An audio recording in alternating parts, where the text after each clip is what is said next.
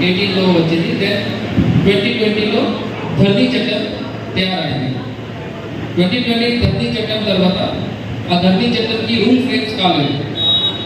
Then ఇది జనవరి 2025లో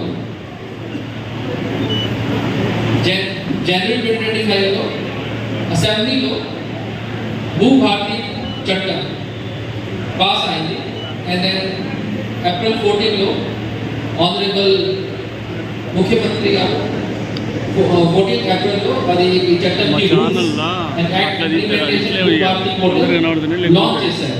మీరు గమనించాలి, ఫస్ట్ ఆ చట్టంకి రూల్స్ 18 ఇయర్స్ తర్వాత వచ్చింది. తర్వాత ధర్నీ చట్టంకి రూల్స్ ఫ్రేమ్ కాలేదు. అండ్ ఇది భూభారతి పోర్టల్ చట్టం 2025 జనవరిలో వచ్చింది. ఏప్రిల్లో రూల్స్ ఫ్రేమ్ అయింది.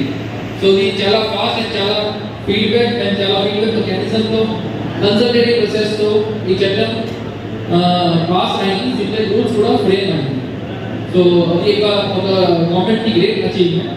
సిమిలర్గా ఈ చట్టంలో చాలా మంచి సెక్షన్స్ కూడా ఉంది which are beneficial to farmers. కొన్ని నేను ఎక్స్ప్లెయిన్ చేస్తాను. ప్లస్ ఒకవేళ రాంగ్ ఎంట్రీస్ సోదరులారా, ఈరోజు ధరణి వల్ల గత బీఆర్ఎస్ ప్రభుత్వంలో రైతులు అనేక అవస్థలు పడ్డారు. తహసీల్దార్ దగ్గర పోయిన భూమి పట్టా కాలేదంటే నేనేం చేయలేను, ధరణిలో పేరుందా అని అడగడం. దానివల్ల ఆర్టీఓ దగ్గరికి పోవడం, జాయింట్ కలెక్టర్ దగ్గరికి పోవడం, కలెక్టర్ దగ్గరికి పోవడం.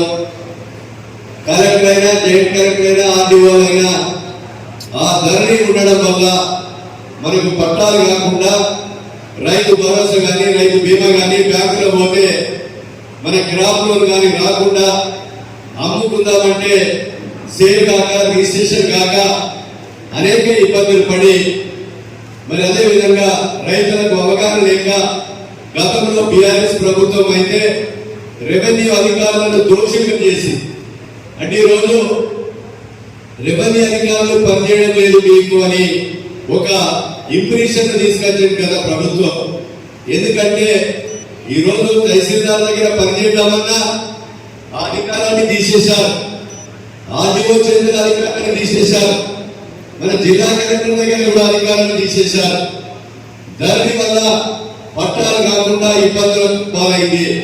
గత కాంగ్రెస్ ప్రభుత్వంలో ఒక పటవారి వ్యవస్థ ఉంటే ఆ పటవారి ఒక ఇంటికాడ కూర్చొని రకగట్టిన రసీదు తీసుకొని ఈరోజు అమ్ముకున్న పేరు పాలన రాసి కొనుక్కున్న పేరు తీసేసి సంవత్సరానికి ఒకసారి జమబందీ చేసి పట్టాకాలంలో ఉన్న పేరు తీసేసి కొనుక్కున్న పేరు పట్టాకాలంలో ఎక్కించి మనకు హక్కులు కల్పించేది. ఇది గతంలో రెవెన్యూ చట్టం. కేసీఆర్ వచ్చిన తర్వాత సారాపైన మీద పట్టా చేస్తాని ఒక ధరణిని తీసుకొచ్చి ఆ ధరణి పేరుతో దగా చేసి, దోపిడీ చేసి, అక్రమాలు చేసి వాళ్ళ సంచులు నింపుకొని వాళ్ళ యొక్క కడుపు నింపుకున్నారు తప్ప పేదవారికి న్యాయం రైతుకు జరగలేదని ఈ సందర్భంగా నేను తెలియజేస్తున్నాను.